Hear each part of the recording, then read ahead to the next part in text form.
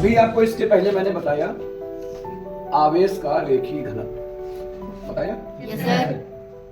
आवेश का रेखीय घनत्व क्या है? किसी तार की एकांक लंबाई पर वितरित आवेश को आवेश का रेखीय घनत्व कहते हैं। इसे लेमडा से प्रदर्शित करते हैं। लेमडा बराबर होता है Q अपान L। अब ये निगमन उसके अंतर्गत आता है जिसमें ये बताया गया, क्वेश्चन जब भी आएगा गॉस के नियम के अनुप्रयोग। ये हेडिंग मैंने डलाई में, इसके अंतर्गत 4 निगमन है। पहला निगमन है अनंत लंबाई के एक समान आवेशित सीधे तार के निकट वैद्युत क्षेत्र के ये बेलन के आकार का बना दिया गया। अब देखो निगमन की शुरुआत, एक स्टेप जो मैं बताऊंगा ये चारों निगमन में सेम रहेगा लगभग।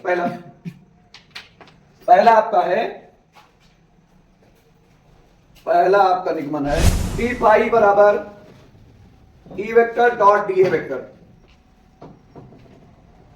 डॉट प्रोडक्ट डी फाई बराबर E d A cos theta तो होता है, बट थीटा की जगह पे कितने डिग्री? 0 क्यों 0 डिग्री? क्योंकि ये दोनों कैसे हैं? समांतर। कैसे हैं? समांतर। अगर लंबवत होते तो इसका मान 0 हो जाता, क्योंकि cos 90 का मान 0 होता है और cos 0 का मान होता है 1। कितना होता है? 1। तो यहां पे लिख दिया डी फाई बराबर ई डी ए।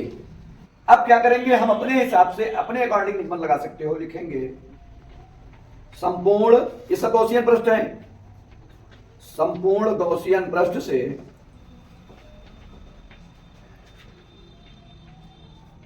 होकर गुजरने वाला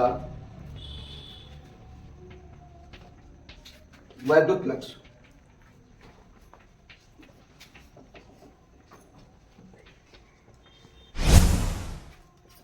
मैंने अभी बताया था जब संपूर्ण का नाम लेंगे तुरंत समाकलन का चिन्ह आ जाएगा। ठीक है, समाकलन किया, दिखाई दे रहा नीचे डी फाई बराबर integration E d A. D phi का समाकलन जब किया तो आ गया फाई। क्या आया? फाई आया। और जो ये ई है ये नीचे लिखा करो। आप लोग क्या करते हो? सामने लिख देते हो। फाई बनाओ, थोड़ा सा नीचे ही लिख दो, ई बाहर आ जाएगा और डीए को हम एज इट इज रख देंगे। डीए कहता है, अगर एक की बात करता तो वैल्यू आप एरिया अलग होता। ये डीए का समाकलन करा, यानी कि ये पूरे की बात कर रहा है और पूरा तो हमको ये बेलन के आकार का नजर आ रहा है। किसके आकार का नजर आ रहा है? बेलन का वक्र पृष्ठ क्या होता है? बेलन का वक्र पृष्ठ।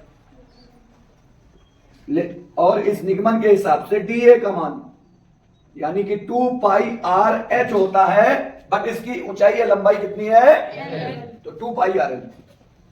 क्लियर? एक बार मैं पढ़ा चुका हूं आपको।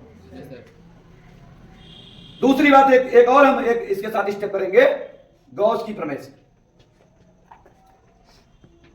फिर से दोहरा दे रहे हैं, किसी बंद पृष्ठ से होकर गुजरने वाला वैद्युत फ्लक्स फाई उस पृष्ठ द्वारा परिबद्ध कुल नेट आवेश Q का 1/ε0 गुना होता है। तो पाई के स्थान पे क्या लिख देंगे बेटा? वेरी गुड, Q/ε0 बराबर E और DA की वैल्यू क्या आ गई? इसको मान लिया इक्वेशन नंबर 1। क्योंकि अब मुझे रूलिंग बताना है और गेम चेंज करना है, यानी कि निगमन में परिवर्तन। निगमन कोई बहुत बड़ा विषय नहीं है।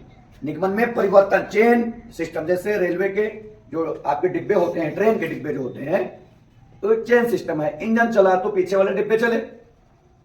तो मान लीजिए आगे वाले इंजन से पीछे वाले का जो जुड़ने वाला होता है उसको हटा दे, तो क्या पीछे वाले जो उसके डिब्बे जुड़े वो चल पाएंगे? नहीं चलेंगे। तो चेन के डिब्बे की तरह निगमन होता है। अभी मैंने बताया आवेश का रेखीय घनत्व लेमडा बराबर होता है Q अपान, यहां से Q की वैल्यू क्या आ जाएगी? Lambda into. इसी Q की वैल्यू इक्वेशन नंबर 1 में रख देंगे, या हिंदी में लिखेंगे समीकरण 1 से। समीकरण 1 से Q का मान रखा लेमडा एल। लेमडा क्या है? आवेश का रेखीय, इसकी परिभाषा मैंने बताया, अपान ε0 बराबर E इंटू 2 पाई आर एल। एल से एल क्या हुआ? E की वैल्यू निकाल देंगे डायरेक्ट। 2 पाई आर बटे में आएगा, लेकिन इसको अच्छे ढंग से लिखेंगे। अब ये तो है नहीं कि पैंट की जगह शर्ट पहन ली और शर्ट की जगह पैंट पहन ली। अब इसको सजाना है, क्या करना है, सजाना है। यानी ई का मान आ गया lambda upon 2 pi epsilon naught r, और इसका मात्रक क्या होगा, न्यूटन प्रति। अब देखिए जहां में तो सारी वैल्यू आप लोग जानते हो। ई क्या है, इंटेंसिटी ऑफ इलेक्ट्रिक फील्ड, वैद्युत क्षेत्र के। लेमडा क्या है, आवेश का। पाई से कोई मतलब नहीं, पाई तो सभी लोग जानते हैं। एप्सिलॉन नॉट क्या है, निर्वात की वैद्युत। आर क्या है, आर वह दूरी है जहां पे वैद्युत क्षेत्र की तीव्रता। क्लियर।